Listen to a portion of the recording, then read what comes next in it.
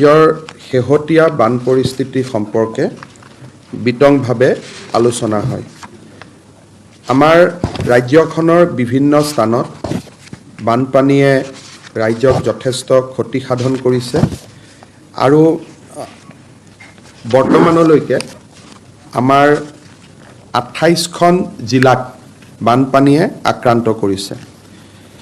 আপোনালোক সকলোৱে জানে যে আমাৰ এইবাৰৰ বানপানীত প্ৰায় 84 ৰেভিনিউ চাৰ্কেল এফেক্টেড হৈছে, 84টা ৰাজহ চক্ৰ। আৰু বৰ্তমানলৈকে আমাৰ হাতত পোৱা পৰিসংখ্যা অনুসৰি 2208খন গাঁও আমাৰ বানপানীয়ে এফেক্ট কৰিছে,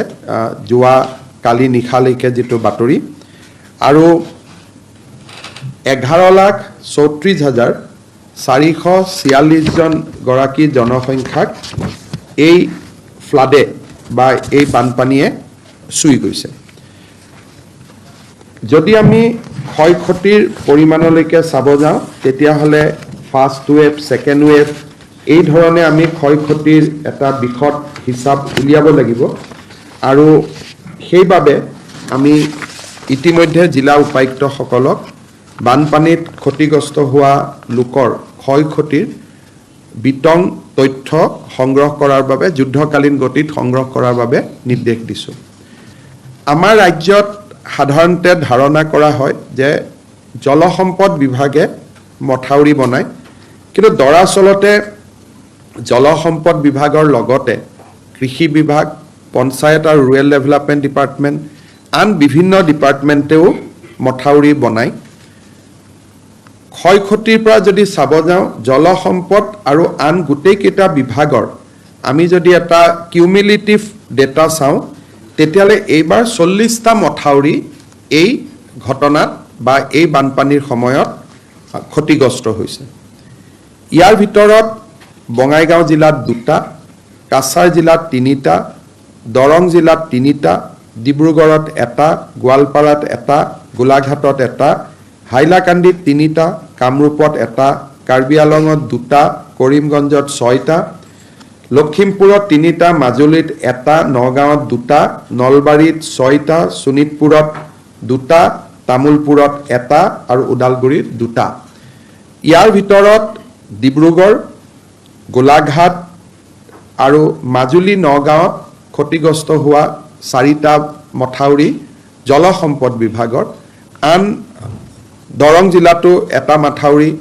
জলসম্পদ বিভাগৰ, কিন্তু কম বেছি পৰিমাণে আন বিভাগেও নিৰ্মাণ কৰা মথাউৰিসমূহ এই ফ্লাডৰ সময়ত এফেক্ট হৈছে। এতিয়ালৈকে আমাৰ হাতত পোৱা খবৰ মতে 922টা পথ বা ৰাস্তা এই বানপানীয়ে ক্ষতিগ্ৰস্ত কৰিছে। 52খন দলং এই বানপানীত ভাঙি পৰিছে। 52খন দলং এতিয়ালৈকে এই বানপানীত ভাঙিছে। এই গোটেই বানপানীৰ সময়ত দুৰ্ভাগ্যজনকভাৱে 38 গৰাকী লোকৰ মৃত্যু হৈছে আৰু কামৰূপ জিলাৰ আৰবান ফ্লাডিঙত 1জন লোকৰ মৃত্যু হৈছে। আজিও ডিব্ৰুগড়ত 1টা, দৰঙত 2টা, বিশ্বনাথত 1টা আৰু গোলাঘাটত 1টা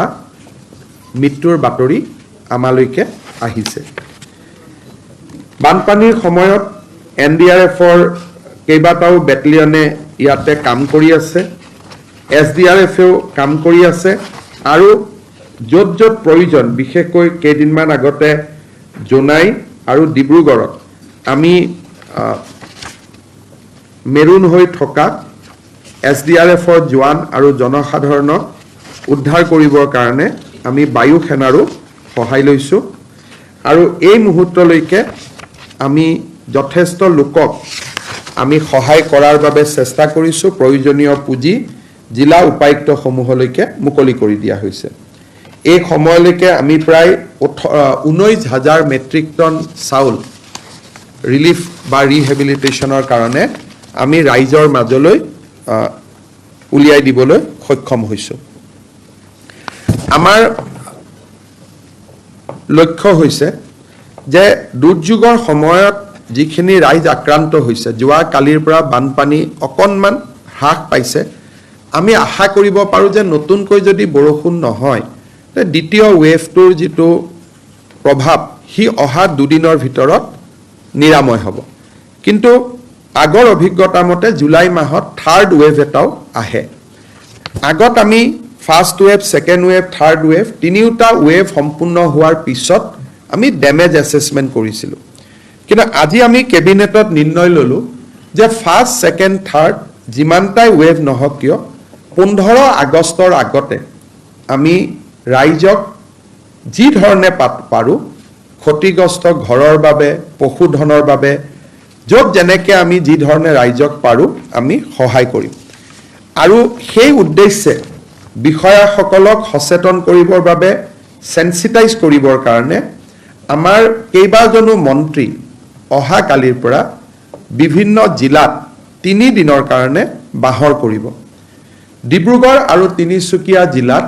মন্ত্ৰী ৰঞ্জিত দাস অহা 3 দিনৰ কাৰণে তেওঁ বাহৰ পাতিব চৰাইদেউ জিলাত মন্ত্ৰী যোগেন মোহনে 3 দিন বাহৰ পাতিব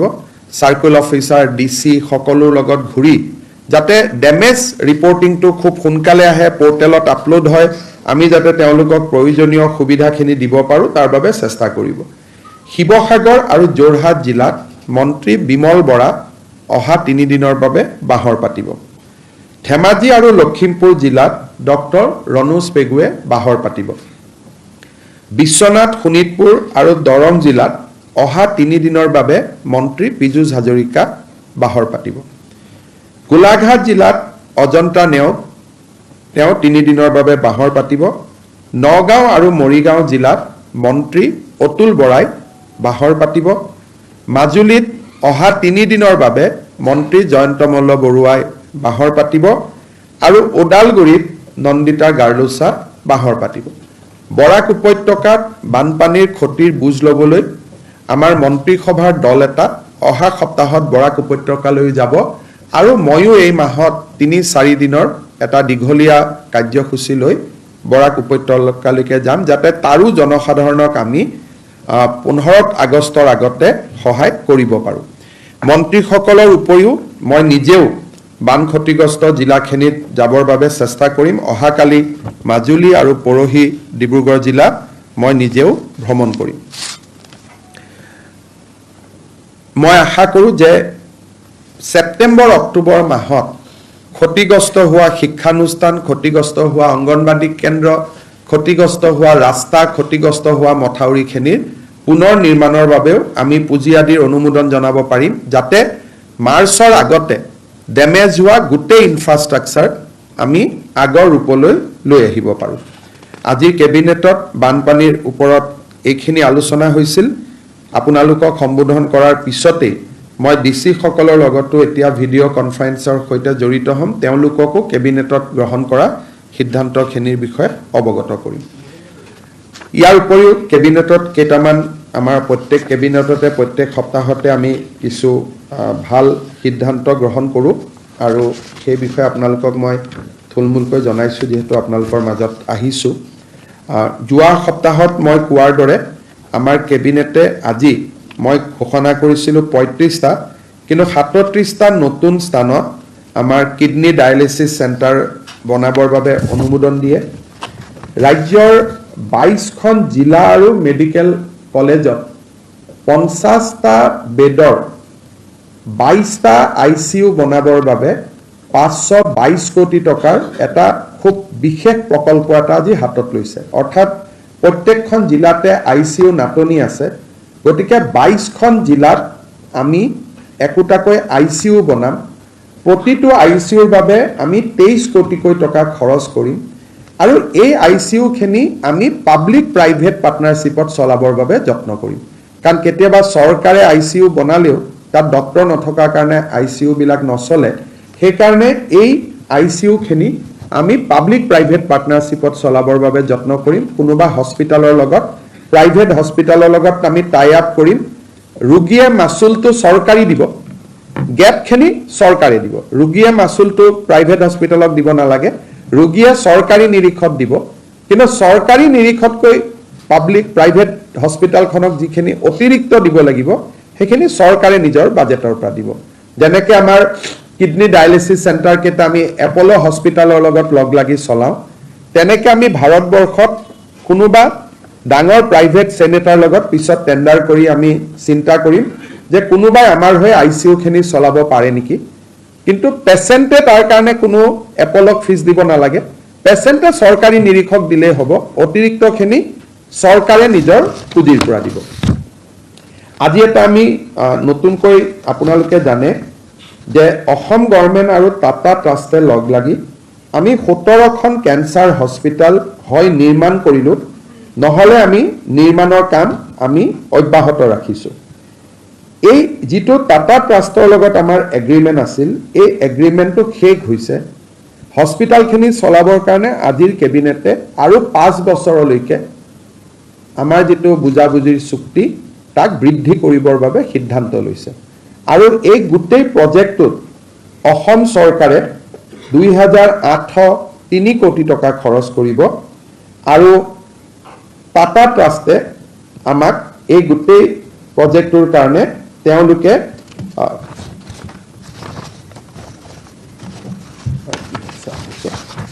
টাটা ট্ৰাষ্টৰ পৰা 1100 কোটি টকা তেওঁলোকে আগবঢ়াব তাৰমানে টোটেল অসম চৰকাৰৰ খৰচ হ'ব আমাৰ 2803 কোটি টকা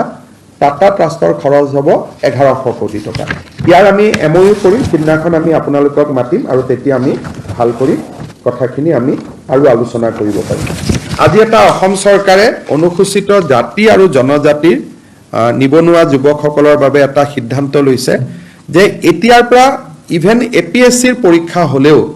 ST আৰু SC ল'ৰা ছোৱালীবিলাকে ক'তো মাচুল দিব নালাগে বিধানসভাত এখন আইন আহিব যে ST আৰু SC কেটেগৰী ল'ৰা ছোৱালীবিলাকে কোনো ৰিক্ৰুটমেণ্ট এক্সামত তেওঁলোকে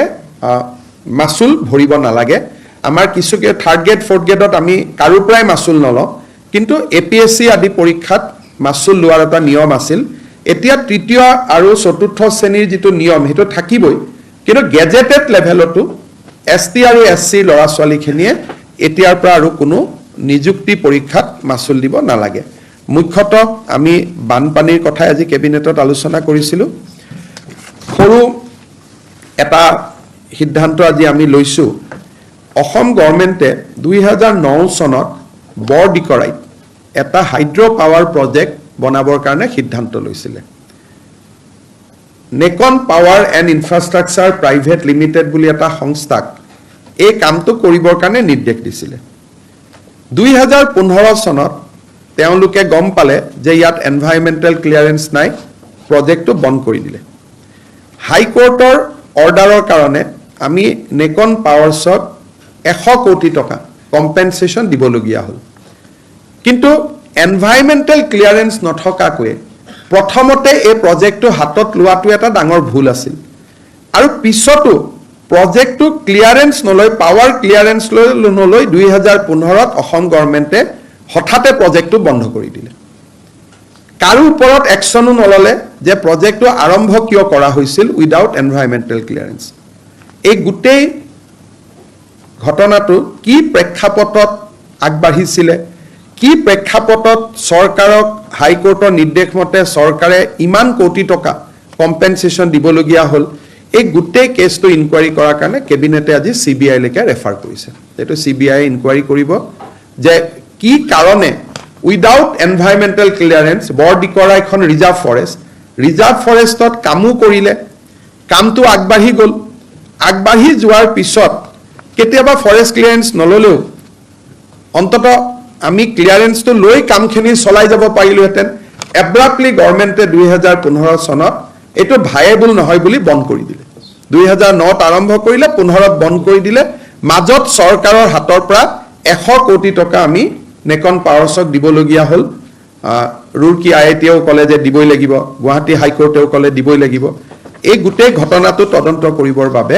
আজি কেবিনেটে CBI লৈকে ৰেফাৰ কৰিবৰ বাবে সিদ্ধান্ত লৈছে মোটামুটি এখিনি আছিলে বানপানীৰ ওপৰত যদি আপোনালোকে কিবা সুধিব খোজে সুধিব পাৰে মই বুজাই দিছো সহজ ভাষাত পিছত গভৰ্ণমেণ্টে এটা প্ৰেছ ৰিলিজ দিব যাতে বুজি পায় নেকন পাৱাৰ্ছ বুলি এটা সংস্থা আছিলে 2009 চনত সেই সংস্থাটোক গভৰ্ণমেণ্টে 5 মেগাৱাট বিদ্যুৎ উৎপাদন কৰিবৰ বাবে বৰডিকৰাইত এটা পাৱাৰ প্ৰজেক্ট কৰিব দিলে তেওঁলোকে কন্ট্ৰাক্ট পালে তেওঁলোকে কাম কৰি গৈ থাকিলে 12 চনত ফৰেষ্টে তেওঁলোকক 3 বছৰ পিছত ক'লে যে আপোনালোকে কাম বন্ধ কৰক আপোনালোকৰ পাৰমিশন নাই ফৰেষ্ট ক্লিয়াৰেন্স নাই তেতিয়া গভৰ্ণমেণ্টে কি কৰিব লাগিছিল যে বেকডেটেড হলেও ফৰেষ্ট ক্লিয়াৰেন্সটো ভাৰত চৰকাৰৰ লগত কথা পাতি আনিব লাগিছিল তেওঁলোকে ফৰেষ্ট ক্লিয়াৰেন্সটো নানি 15 চনত সিদ্ধান্ত ললে যে আমি আৰু ফৰেষ্ট ক্লিয়াৰেন্স লব নাযাও কোম্পানীটোৱে যি কৰিলে কামটো বন্ধ কৰি দিয়া আৰু তেওঁলোকক কম্পেনসেশন দি দিয়া ফলত প্ৰায় 100 crores 98 crores গভৰ্ণমেণ্টৰ ক্ষতি হ'ল বিষয়টো এনেকে ফাইলটো চলি আছিল প্ৰথমবাৰ আজি কেবিনেটৰ নজৰত আহিলে ইমান দিনৰ পিছত আমি মেটাৰটো সিবিআই লৈকে পঠিয়াইছো ইয়াতে কোনো তাৰ আপাৰ লিমিট নাই যিমান টকাৰ প্ৰয়োজন সিমান টকা আমি দিম আমাৰ নৰ্মছ আছে সেই নৰ্মছ মতে যিমান টকাৰ প্ৰয়োজন আজিৰ দিনত ভাৰত চৰকাৰৰ পৰা আমাৰ 1300 কোটি টকা আমাৰ হাতত আছে গতিকে আমি আমাৰ এতিয়ালৈকে 100 কোটিও খৰচ হোৱা নাই গতিকে আমাৰ লগত স্পেচটো বহুত খিনি আছে আমি ৰাইজক সহায় কৰাত উইদিন নৰ্মছ ৰাইজক সহায় কৰাত টকা পইচাৰ কোনো অসুবিধা নাই খালি এটো উইদিন নৰ্মছ হ'ব লাগে উইদিন নৰ্মছ হলে আজি আমাৰ হাতত মই অফুৰন্ত বুলি নকওঁ কিন্তু পৰ্যাপ্ত পুঁজি আছে আমি মানুহক সহায় কৰাত কোনো অসুবিধা নাই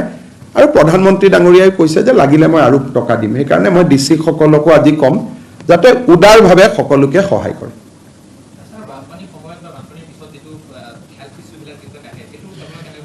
এতিয়া যিমান জায়গাত ফ্লাড হৈছে ৰিলিফ আৰু ৰেভিনিউ ডিপাৰ্টমেন্টে যি ধৰণে কাম কৰি আছে লগত হেলথ ডিপাৰ্টমেন্টেও কাম কৰি আছে আৰু ভেটেনাৰী ডিপাৰ্টমেন্টকো আমি এবাৰ এক্টিভ কৰি ৰাখিছো বানপানীৰ পিছত কলেৰা আদিৰ সমস্যা আহে মই আশা কৰো যে সেই সমস্যাবিলাক এইবাৰ আমি সফলতাৰে যুঁজিব পাৰিম অসুবিধা নহব বুলি মই ভাবিছো